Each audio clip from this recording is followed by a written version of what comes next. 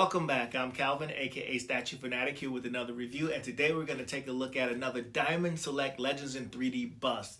For those of you who have been watching me for a while, you know I've done quite a few of these bust reviews, and at one point I didn't even think I would collect busts, but I think Diamond Select has done a really great job with these busts.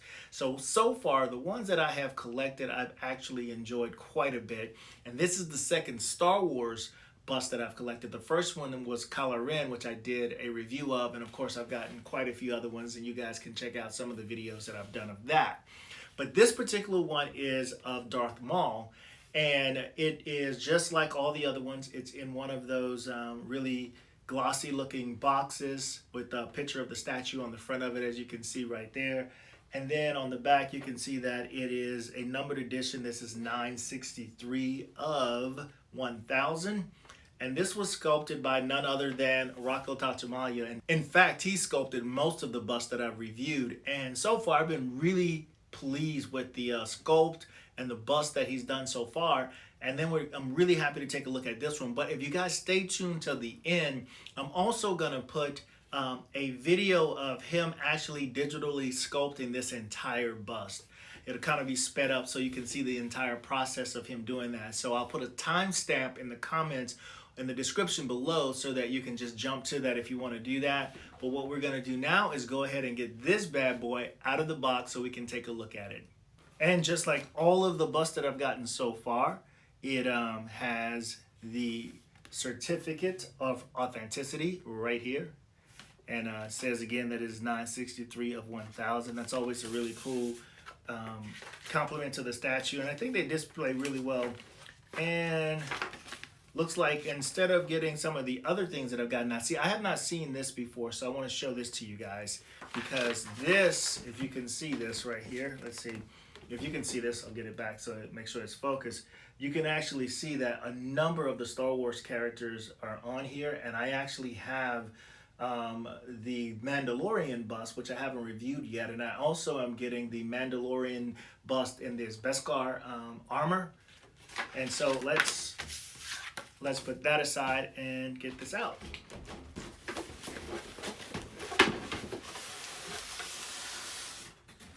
So here you have Darth Maul out of the packaging, and so what I'll do is do it once around so you can get a sense of what the entire statue looks like. He stands about 10 inches tall, just like all the other statues, not very tall. And it's not very, for the sides, it has quite a bit of weight on it, and it's numbered under the bottom of the base, just like all the other statues here. So I'll let you guys decide. What do you think? Do you think this looks enough like Darth Maul? I happen to think that this is a really good sculpt of the character. I was talking to George about it. We were looking at some pictures before I actually got this in hand, and he didn't think it looked enough like him, but I think it looks pretty decent. It looks really good. Now, as far as the sculpting is concerned, I think with Rocco's sculpt, I've always loved his sculpts. They've always looked really amazing in my opinion, and this is no exception. Looking at the base is themed based on his lightsaber. It looks like a section of the lightsaber, just like all of the Legends in 3D bust statues. The bases are always something that complements the character, that goes along with the character. And the same thing with Kylo Ren when I did the review of that particular statue. But as we go up from the base and you look at the outfit that he's wearing, the robe, you can see a lot of the sculpting and detail in the robe. And it was really interesting, like I said, if you stay to the end and watch the sculpting that Rocco did of this in real time, just really cool watching how they do this, man. The talent to do this is just really amazing, and it gave me a greater appreciation of digital sculptures and what they do and how they manipulate the technology to create such really cool pieces. And overall, I think it looks really nice. And so there's more sculpting here in his neck. And then as we turn it around, again, more sculpting, and this outfit is textured. You can see the texturing on the outfit, and that looks good as well. And then as far as the sculpting in his head, the horns and things on his head, that looks nice. And then you can see the sculpting in his face, his nose, the wrinkling and things in his forehead. That also looks nice too. And then here, you know, you can see the sculpting, the ears and things like that. So it looks really good, I think. Overall, I really like this piece a lot. Now, because this is a piece that, you know, goes in the $150 range, $130, $150 range, I do think collectors expect certain things. I've always loved Rocco's sculpts. I think he does a great job with the sculpting.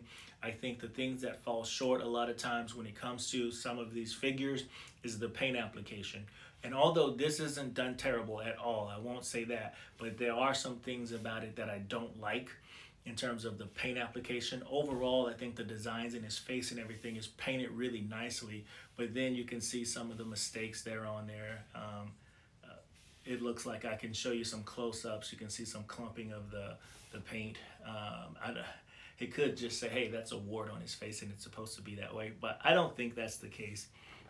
As I look at the paint in his eyes and everything, that looks pretty nice, the paint in his eyes, but again, you can see where, you know, the lines are not as clean as you might like them to be here, and again, the same thing up here.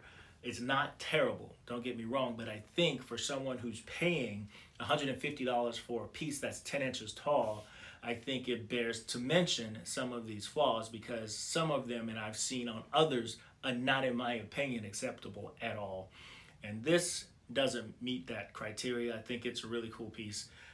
It's just like when they cast this, it's really hard to see, and I'm nitpicking again, but it looks like you can see the seam where the mold separates and then it's been, you know, put back together, and you can see that. But nothing that, you know, takes away from the statue itself. I just think I want to point that out because, again, small piece relative to the price. I think the expectation should be a little bit higher than what you would expect on a $40 Diamond Select piece. Just my opinion. You guys tell me if you agree with me or not. Would I buy this if I had seen this prior to that and like, hey, do you want this piece? And I would still buy it. So maybe that can put some balance into what I'm saying. I would still buy it. I still like this piece. I still love the sculpt. I do think it looks a lot like Darth Maul. You guys tell me if you think it does. I really want to know. George, if you get the chance to watch this, remember we had the conversation going back and forth about the images, and we saw different images that didn't look the same for this piece. So you tell me, did this look a lot like the images that you and I were talking about? But otherwise, I don't have a whole lot else to say about this. Just you can see for yourself the pictures. I'll let the pictures do the talking in the close-up videos.